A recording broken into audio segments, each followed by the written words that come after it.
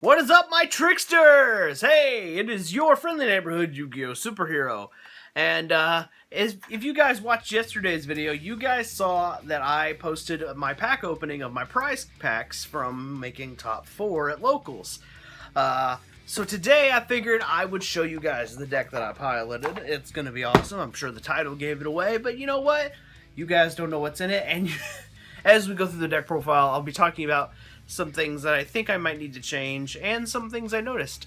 My matchups, before we get into that deck profile, were all competitively viable decks. And I mean, I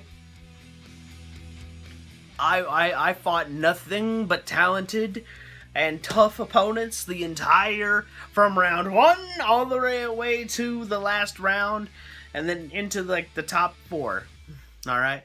I fought up against Shaddoll Invoked. I was up against Code Talker. I was up against the Bird Up deck. I was up against Drytron and Eldritch. I literally was up against all of those decks. And let me tell you that my wins were like, I had like 3 wins, 1 loss, 1 draw. It was horrible. It was bad. But it was like, whew. Big oof, let me tell you. And my toughest opponent was the Drytron player. He came in and he was ready to lay the smack down. And woo, did he. He was the person I drawed against in the earlier rounds, and then when we came to the top 4 finish, he was the guy who knocked me out. Yeah, swift 2-0. If you do not like the Dinosaur deck, and you have the money, buy a full power Drytron deck and you will wreck our day. I'm telling you that right now. Drytron with their new support are not to be messed with or taken lightly. They will hurt you. That being said, let's get into that deck profile. Alright, let's get into it. This is going to be an interesting deck profile. I decided to pilot Shaddoll Dinosaurs. So my list is going to look a little bit weird. So the first thing is you got to have 2 Ultimate Conductor Tyrannos.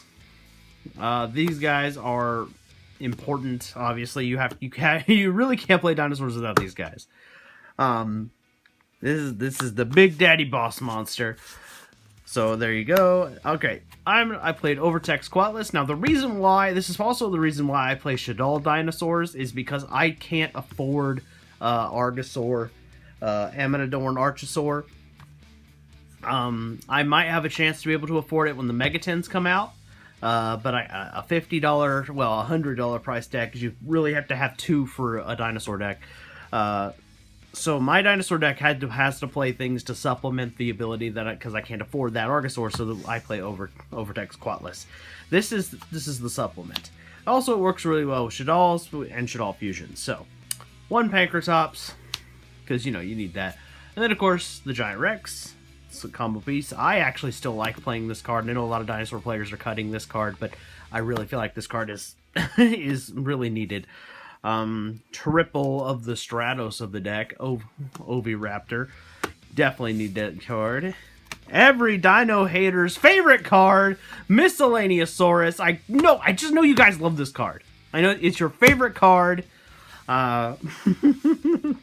I can't even use it to its full power because I can't afford Argosaur, so I don't know why they're so mad at me. 2 Pedetreon, and that is the last of the dinosaur monsters. I decided to go Pedetreon because we're not blowing up babies a whole lot, like every other move, like with a normal dinosaur deck, because like I said, I can afford Argosaur, so I have to play a supplemental engine to make up for the losses, so this is literally how I play dinosaurs right now. The next part is the Shaddoll side of things. So we got 1 Beast, 1 Dragon, 1 Aerial, and 1 Windy. This is our Shaddoll package. It's very minimalistic. It's very short. It actually was bigger, but this past weekend, I decided to test something out, which you guys will see when we get to the hand trap section. Okay, so this actually part of the engine should be bigger. If there's a mistake, I will probably rectify in the future. Double Ash Blossom. Because this is all I had room for. I would have played a third if I had room. And then this was the experimental package, was the Psyframe thing. Now I know this is pretty standard for a normal dinosaur deck, because this is how you fight against things like Lancia. You know, so Gamma is really good in the normal dinosaur deck because it's how you fight Lancia. It's how you make sure that your misc plays go through.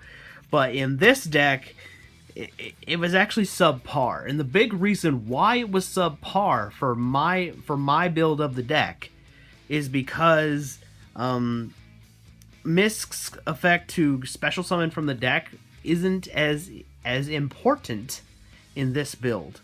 Now, Lancia still hurts because it stops the double evolution pill. But the thing is, with Gamma, most of the time, it was actually kind of a brick. And I mean, yes, you can use the driver as an easy light to drop for the Shaddoll side of things the monsters, the light monster, the light Shaddoll fusion. Its name escapes me at the moment. But it rarely came up, and oftentimes I found myself the Gammas just kind of felt kind of dead in this version. I actually most of the time just wished I had drawn Ash Blossom, or had drawn something else, or drawn a Shaddoll so I could actually play, because that's one of the advantages of this deck, of playing this deck, especially against the matchups I had. I think if I hadn't made some of the changes that I did make to the deck and actually had focused on the way it was before, I think I would have had a better chance at winning. Because frankly, there were times where I really needed a Shaddoll, and the Shaddolls don't care about things like Lancia as much, because it's not always about banishing. For the Shaddolls, it's like, it's just about having a graveyard, and since Lancia keeps things in the graveyard, Lancia doesn't hurt.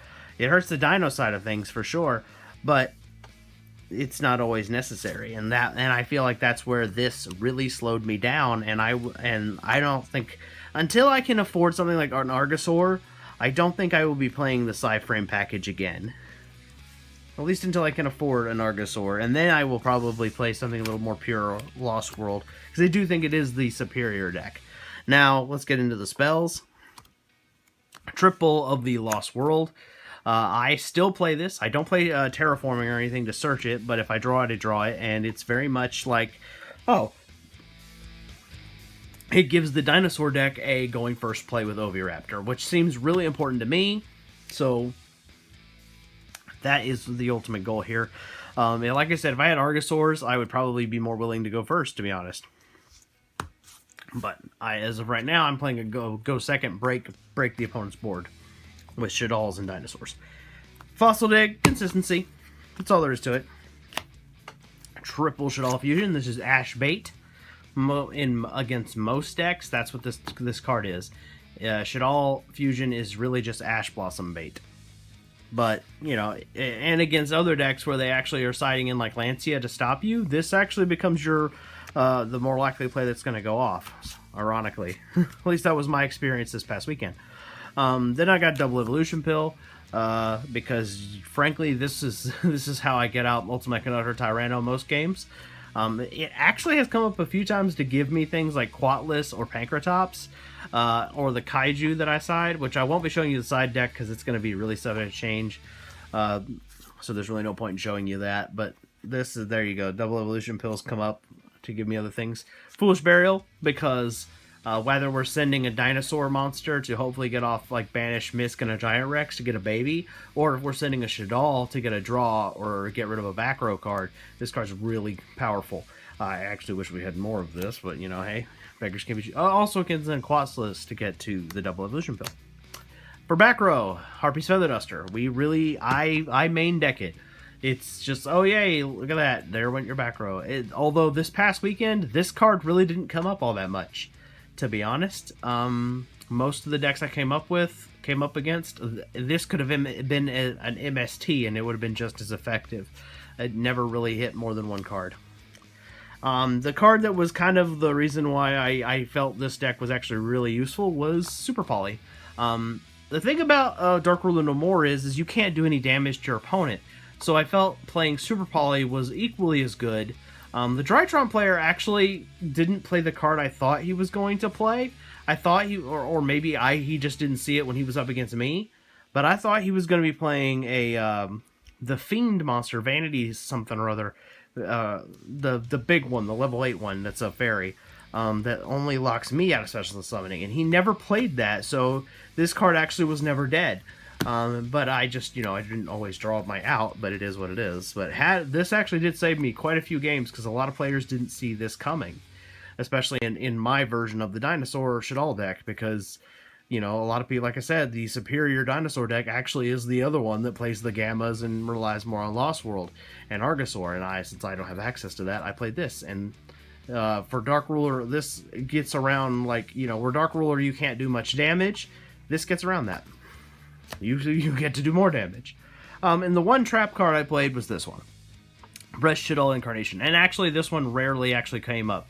I feel like if I was making the light Shaddoll monster, what's its name? I'm gonna cheat here. Construct. If I was making Construct more often, this trap card would be more viable. But I'm just not making Construct as often as I want to, as if I was really just playing Shaddolls. So I don't know if this card will stay in the deck or not. It's just going to have to be something that I think about. And you guys know how it is. Through experimentation and trying new things, I will figure out how to play this deck better. Shaddoll Dino seems to be what I'm going to have to go for a while until I can afford to get certain cards. El Shaddoll Shikanaga, because we're in the extra deck now. El Shaddoll Construct. These are just more of the Shaddoll fusions. And then we got Apcalone, which I kept calling it Al Capone the whole weekend, and I didn't mean to call it that, but that's literally, I'm dyslexic, so I literally thought this card's name was Al Capone. I thought it was literally named after the gangster. Dyslexia is fun sometimes. And then we got El Shaddoll Winda. These three guys saw play for the most part. I actually was able to get the one draw against the Drytron player because I played this card. A lot of players didn't see this coming, and you'll see why. The draw that I got was because I play him. Now for our Super Poly targets, I only have two. We have Mud Dragon of the Swamp and Starring Venom, and I guess you could also count these guys as you can count them as Super Poly targets too. If like for example I had a Shaddoll on the field and my opponent has any of the correlating cards, so that's kind of the advantage there. I don't know. I don't think any of this needs to change. Like I said, for as long as I'm playing the Shaddoll variant of the deck, I think this is actually really good and Super Poly is really useful. I don't think I would change anything about these cards. The next part is, this is the big reason why I managed to make the one draw against the Drytron player in the earlier rounds, is because it came into time, and since time was caught in the round, I had to find a way to do burn damage, so he didn't see this coming. I made Shikanaga, I had an Ultimate Tyranno, and I made this guy, and I barely took that game, and that made the game a draw and got me into the top 4 spot. So there you go. Where he swiftly stomped me in the next time I dueled him, so it is what it is. Then I play Vespinato. The reason I play this card, actually I'm going to go ahead and just show you this guy ahead of schedule, is because it coincides with the Timeless. So the reason why I'm doing this is because the Timeless oftentimes just doesn't he's only doing me one of two things. He's either doubling an Ultimate Tyranno, which did happen, or he's drawing me cards to help me continue to play the game, or attempt to play the game. But having a 1200 monster just feels very vulnerable, and so I felt I play him, and then I have a 22,000 or 2,500 beater, depending if Lost World's up, and then he's also a Piercer, which has come up to help me in games, as well as, if he goes to the graveyard because of my opponent, I get monsters back, which actually does come up. As long as it's level 5 or below, and, frankly, there's been a few times where I've brought back an Oviraptor and got a search, so. Then we got our negation package. Logia and Dolka had these guys since the Mega 10s, back in Dino Rabbit reprints, but, here they are. Dolka's really good. I wish I was able to make him more this whole past weekend. I only made him the one time. He was never, you know what I mean? And yeah, I just never got these guys out as much as I wanted to. Tornado Dragon, he didn't come up very much, but I'm sure he would have. Baguska would have helped if I could have got. I just couldn't make Exceeds plays for the life of me this past weekend. And then our two Link monsters are Nightmare Phoenix, more back row hate, and Pentastag. Pentastag is just another OTK enabler. Nightmare Phoenix only came up once, and this is another reason why I don't want to play the Gamma package going forward, because this was the only thing I could make with the Gamma cards, because as you guys notice, I don't have any way to synchro the 8s. If I had, and I don't have better Link monsters to go into, so Nightmare Phoenix was the only thing I could make, and too oftentimes it just didn't matter. So I was just making a 1900 beater, and the Gamma didn't really help. So I'm a little bit disappointed that I didn't do better, but I made some poor choices on my deck building side of things. As you guys saw, your friendly neighborhood Yu-Gi-Oh superhero isn't perfect, obviously. But I've learned a few things, and I'm gonna keep trying, and we're gonna adjust the deck. Who knows? I've also got a few other ideas I'm gonna experiment with, see what happens. I won't probably be going this next weekend, because fun fact, your friendly neighborhood Yu-Gi-Oh superhero is getting his second COVID shot. This upcoming Friday. I'm super excited about that. So yeah, so I will probably spend the weekend recovering, because I've heard that most people feel pretty blah after they get it. So I plan on being as lazy as possible Saturday and Sunday, and then hopefully back to the grind game by Monday.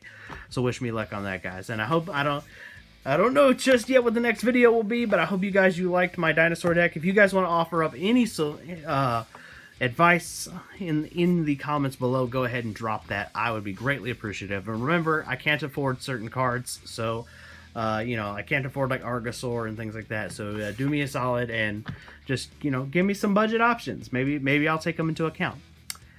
Anyway, guys, I'm Ben 2000 yugioh. I am your friendly neighborhood Yu-Gi-Oh superhero, and I will catch you in the next one. Peace.